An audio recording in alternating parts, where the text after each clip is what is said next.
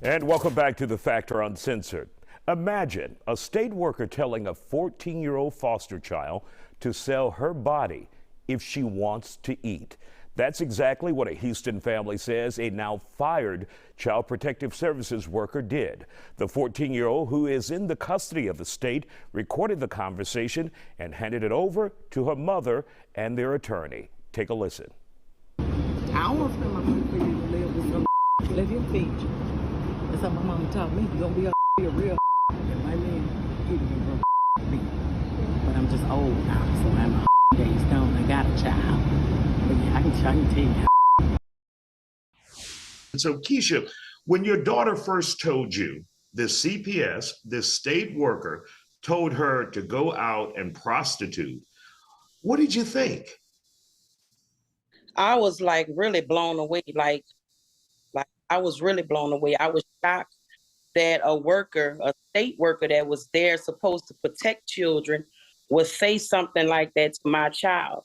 It made me wonder like how many other kids she have told this to, because if like she could just bluntly come out and say this to my child, this is not the first kid she has told this to. Now, your 14-year-old was there because you needed help with her, right? And so you turned to the state for help. Correct. And we agreed, me and the CPS agreed for them to take conservative. And Mike, hearing a story like this, where a state worker tells a child to go out and prostitute to earn money for food, your thoughts on this? I have the same concern as Keisha, which is, could this possibly be the one and only time this has ever happened? Has anybody ever interviewed the hundreds of girls who've been placed in hotels all across Texas for the last few years by CPS? Do we need to revisit whether they even need to be placed in hotels? That seems like an accident waiting to happen at best. Absolutely. So I also hope there's no retaliation against Keisha or her daughter for speaking up. Her daughter has been moved a few times in the last few days, and I hope they're not messing with her. Hopefully there'll be a safe, secure place that's stable, and she won't be exposed to this anymore. But I'm as worried about the systemic issues as her specific case. And, you know, listening to that state worker and the tone that she had with your daughter, Keisha, and Mike, you can join in on this as well, it almost felt like a damn recruiter. Yeah, that's what I felt like. I felt like she was trying to recruit girls, young girls, like she trying to be a madam. And that don't sit well with me. You know, that's not the way that you talk to anybody, especially a young teen that's already going through problems, that's already having some issues. Yeah, I mean, I did get that kind of groomer overtone. And it also seemed like she knew that she could capitalize on the fact that a lot of these kids are not having their needs met. They're not being fed enough. I know Keisha had to take groceries over to her daughter before this happened. That's ridiculous, especially when you reach out to the state and the state has agreed to give them the help. Now, what's the status of this worker now, Mike? So my understanding is that she is no longer with the agency, but I haven't heard anything further than that.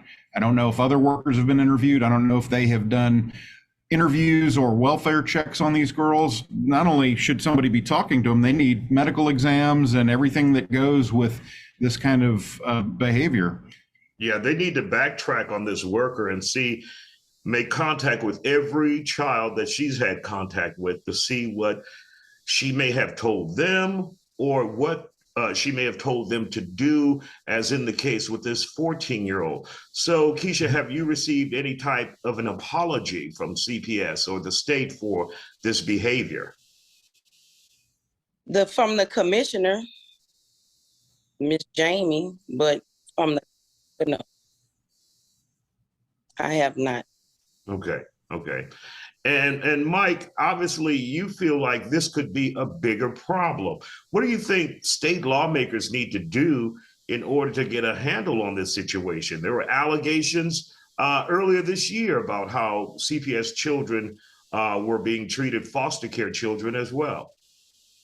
Well, you make a good point, because what the federal judge overseeing CPS brought up was that these kids were susceptible at the home in Bastrop for being a victim of third-party prostitution or solicitation.